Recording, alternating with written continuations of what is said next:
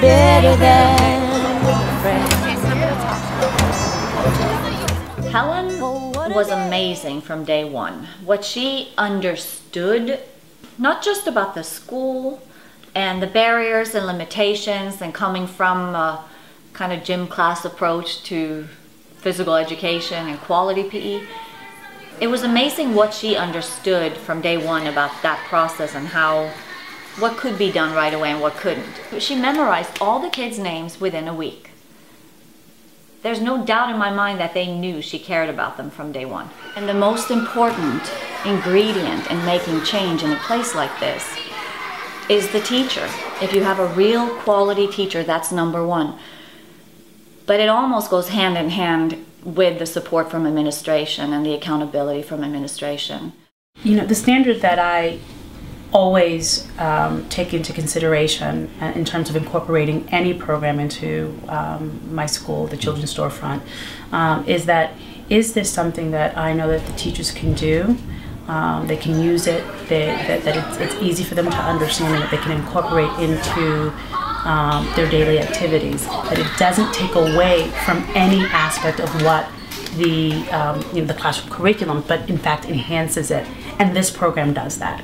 And so for me, when you think about how can you incorporate something new and fresh and fun, it's a win-win. You have something, an opportunity for the teachers. You have a program that will help enhance learning, because if teachers just take the opportunity to do any of these physical activities in their classroom, it increases learning. And then you have an enjoyment from the kids, you have an enjoyment from the teachers, and the whole school is just buzzing, and everyone is just pretty happy with what's going on.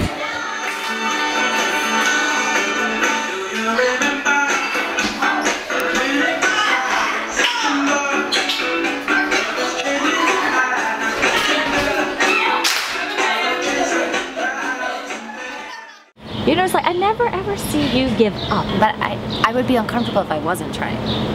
Because if they're just sitting there and they're bored, drama is going to happen. Unsafe behavior is going to happen.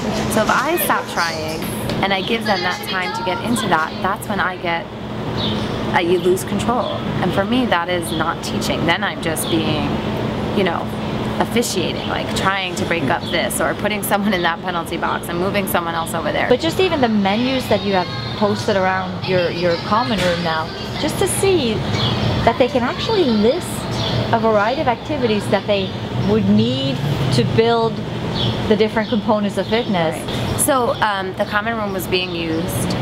They needed to use it. It was raining, so we couldn't go over to the church. So this was a very rare, we needed to use the music room.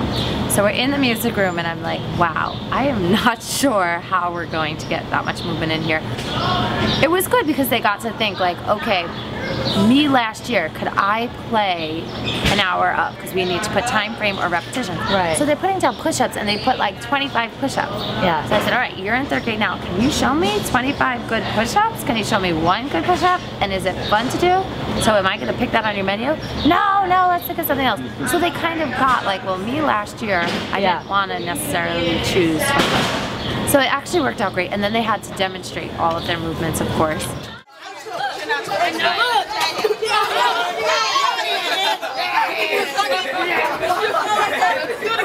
When we first arrived at Children's Storefront, recess was pretty chaotic. A lot of drama, a lot of fighting. That then was brought into the classroom. And this is the thing, when teachers understand that what goes on the playground and during recess comes into their classroom, they're going to be more likely to support doing it right during recess. And I'm not for organizing recess to the point where kids don't have playtime and free play, but you have to provide opportunities for that play and for that activity. So what we had to do is we had to make it safe, or safer. The short-term solution that we found for recess was to provide equipment bags for the teachers and to have us be out there. I was out there a lot during recess, just kind of getting the kids to see what they could do out there that wasn't going to bump into the cars or get the alarms going, because you have limitations when you're on a street with parked cars. That helped, but we knew we needed more. And what we did is we contracted with Playworks for the next school year and got them to come in with their recess coach, and that made a huge difference. That might not be something the school can afford every year, so we wanted to make sure then that the teachers understood what was going on and how that was going on and the benefits from it, so that they would buy into it, and then maybe they would be able to somehow provide this more organized fashion of activity for these kids during recess for the whole school year. For the end of the school year, I brought a handful of students from Chico State to Harlem to do some fun lessons and activities and brain breaks. They really learned so much about how you can go in and implement quality programs, even in places where it looks like there's no way it's going to happen here. They also got to see how much the attitude of the teacher plays a role and the willingness to do what it takes. They did that in such a way that the kids just fell in love with them, and the days we spent at the school, all of us, was not only productive, but I think a very memorable experience for all my students.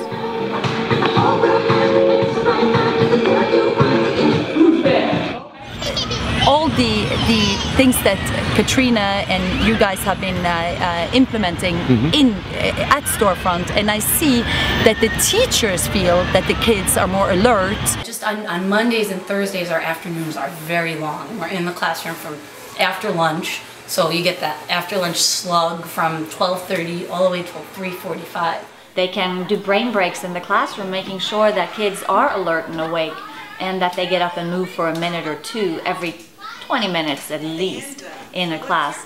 All of that is more conducive to better learning, and all teachers would benefit from more activity in the children's school day. They're so much more focused, because after an hour, as I was saying, you know, it's just, we lose them. We totally lose them. And I spend so much time planning those very long afternoons, and then I say to myself, like, what's the point? And that's also when all the behavioral issues happen. So forget about the learning, it's all the drama and the behavior too. Well, I know that as an adult, a lot of times we have to sit in meetings as teachers. We have to sit in these long meetings, and as an adult I find it difficult to just be able to sit there. The point really is, in first grade, I mean, their attention span is limited. You know, even something as simple as, okay, touch your head, touch your nose, just a little sequence of activities just to refocus, and from that point on you pretty much have them once you get them refocused. It is difficult, and it's a break for me too. I mean, I'm still teaching, right, but I get to move my body, stand up, and in some instances not talk for a little while, and just do these movements with them. So it certainly helps me in my day. Our class is probably a great test because we have a couple of kids, you know, who really have difficulty focusing and sitting down and concentrating. So I'd be interested to see at the end of the year how much progress has been made. So Kyla, why do you do body breaks, brain breaks in the classroom?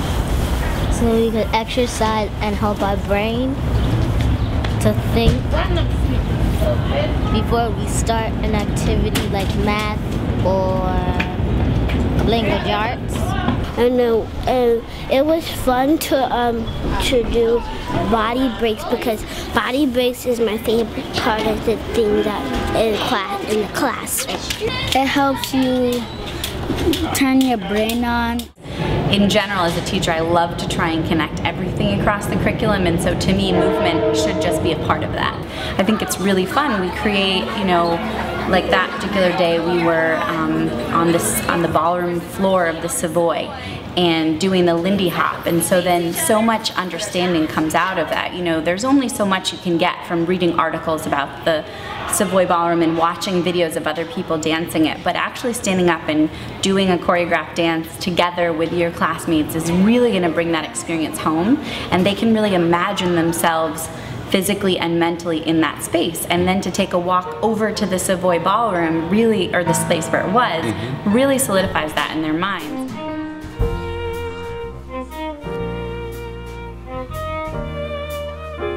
we also had some fun kind of visits while we were doing this project at the school, and one of those was Annika Sorenstam, who was brought in by First Tee via Spark. And the funniest thing of all, here's the world's greatest female golfer ever, and not a single one of the kids knew who she was. What are you doing out here? Well, I'm here to just inspire these kids, teach them the importance of being active, you know, through fitness and obviously nutrition.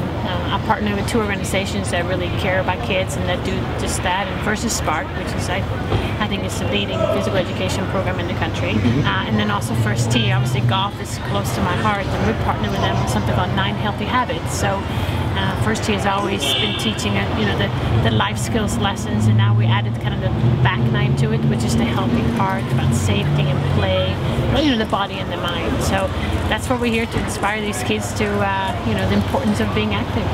What is it about you that makes you do these things? Well, well, first of all, I enjoy it.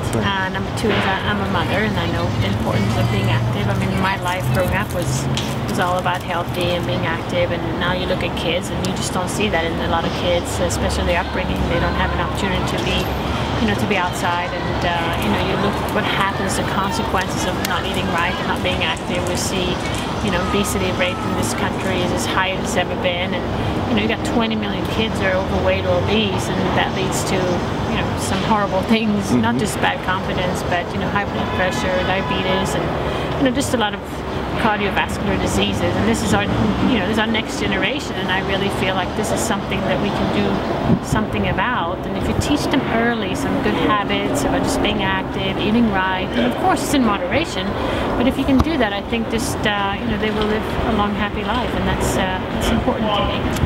You know, we all need to take care of our bodies, and so I tried through my performing or through scholastics to try to create that that image that physical activity is good, it's positive. Jasir, come on, Jasir. Oh, good job! For me, I'm lucky to be doing this in a professional level, and it's my job. So, you know, I'm extremely lucky being able to do what I love. But as long as if I don't think it's fun anymore, I will quit on the day, for sure. And I think that's really important for young kids growing up today. They need to love whatever they're doing, and if you're doing it as often as possible, you will develop skills you didn't maybe know you were able to work out. Another fellow Scandinavian that came to visit the school was world famous chef Marcus Samuelsson. He has a restaurant in East Harlem and has works with local schools to promote healthy eating and adventurous eating amongst the kids. And that was quite a treat for the kids to see him at the school and interact with him and the food that they provided for them to try. I think for me, coming from Ethiopia, cooking in Sweden, coming here, I have a real purpose, you know, and it's very important for me to be in Harlem. I could have chosen to be anywhere. I've cooked all over the world, but I choose to be in Harlem because it's a larger conversation, it's a larger message. The cafeteria at Children's Storefront has served really healthy food for quite a while. They did a makeover of the cafeteria a few years ago with the help of the Food Network, and the food was pretty decent, actually very decent. A few things have been changed since the original implementation of the really healthy menu, and we needed to get them back on track to be as good as they could be with the intention of what the cafeteria was supposed to do from the start. So one of the problems when you try to serve healthier food in the cafeteria is that kids they don't always like what you serve, and it can be a beautiful meal on a plate, but if it ends up in the trash, it's not nutrition.